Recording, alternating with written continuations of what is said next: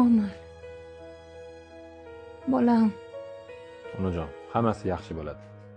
Bilaman. Bu tush. Iltimos tushlarimda bo'lsa ham diydoringga to'yib olay bolam. Umuman uy hammasi mayli.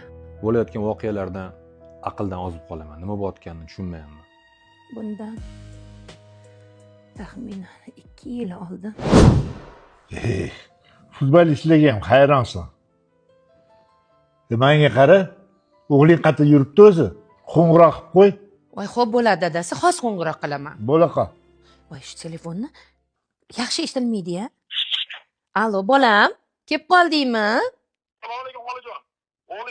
O'g'lingiz avariyaga uchraganlar. Hozir ularni zudlik bilan shahar politsiyasiga olib ketyapmiz. Voy, qaysi polisiyaga nima bo'ldi?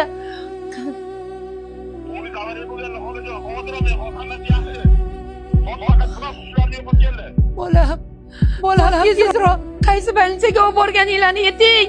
Qayerdaligini ayting. Xolajon, markaziy kasalxonaga kelavering. 3 daqiqada biz ham yetib boramiz. Xo'p.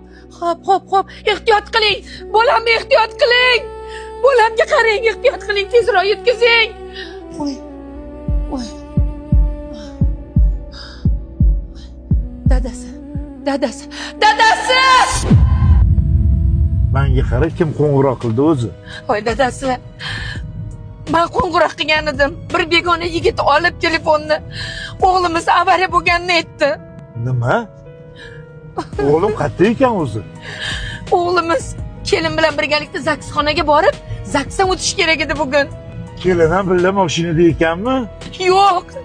Kelin uyga ketgan bo'lsa kerak, o'g'limiz bir o'zi ekan dadasi. Kelinga qo'ng'iroq qilchi.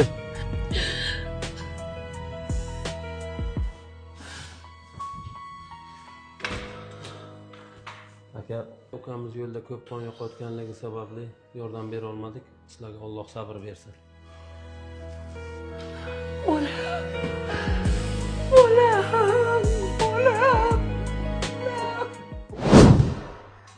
Mana shunaqa gaplar bolam. O'g'limiz olamdan o'tgandan keyin 2 oy o'tib xo'jayinim ham omonatlarini topshirdilar.